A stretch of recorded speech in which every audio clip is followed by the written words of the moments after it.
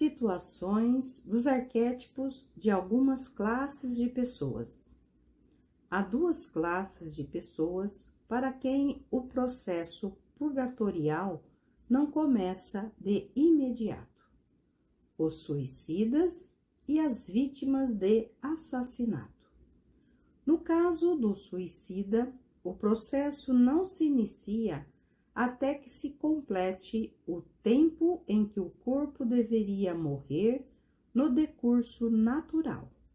Mas, nesse ínterim, ele sofre por seu ato de uma maneira tão terrível quanto peculiar. Ele tem a sensação de estar oco, por assim dizer, e de habitar num doloroso vazio, uma vez que o arquétipo de sua forma continua ativo na região do pensamento concreto. No caso de pessoas jovens ou idosas que morrem naturalmente ou por acidente, cessam as atividades arquetípicas.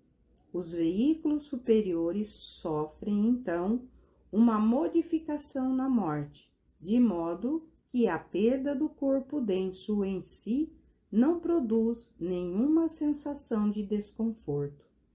Contudo, o suicida não experimenta tal mudança até que o arquétipo de seu corpo deixe de funcionar, no momento em que a morte teria ocorrido naturalmente.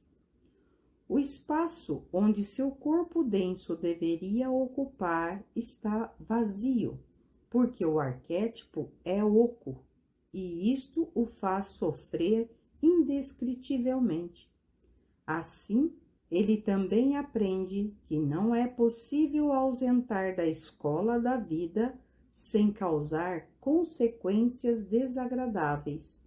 E, em vidas futuras, quando o caminho lhe parecer difícil, ele recordará em sua alma que a tentativa covarde de fugir pelo suicídio só pode acrescentar-lhe maiores sofrimentos.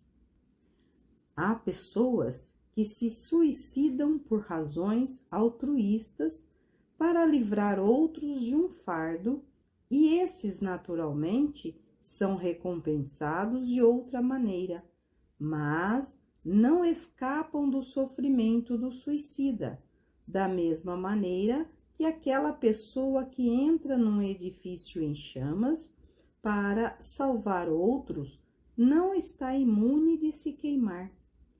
A vítima do assassinato escapa a esse sofrimento porque, via de regra, fica em estado de coma até o tempo em que a morte natural deveria ocorrer. E, neste caso, deve-se ter o mesmo cuidado que se tem com as vítimas dos chamados acidentes. Só que estas vítimas ficam conscientes imediatamente ou pouco depois da morte. Se o assassino for executado entre a época do crime e aquela em que sua vítima deveria morrer em circunstâncias naturais, o corpo de desejos comatoso deste é atraído magneticamente ao seu matador, seguindo aonde ele vá, sem um momento de trégua.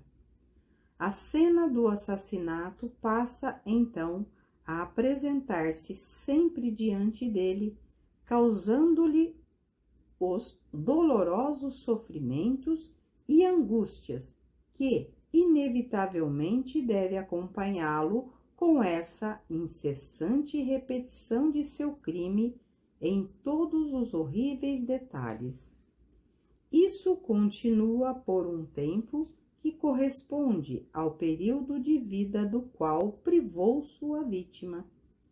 Se o assassino escapou da forca, de modo que sua vítima tenha passado além do purgatório antes de morrer, o cascão ou coscorão da sua vítima subsiste para representar a parte de Nêmesis, no drama do crime revivido.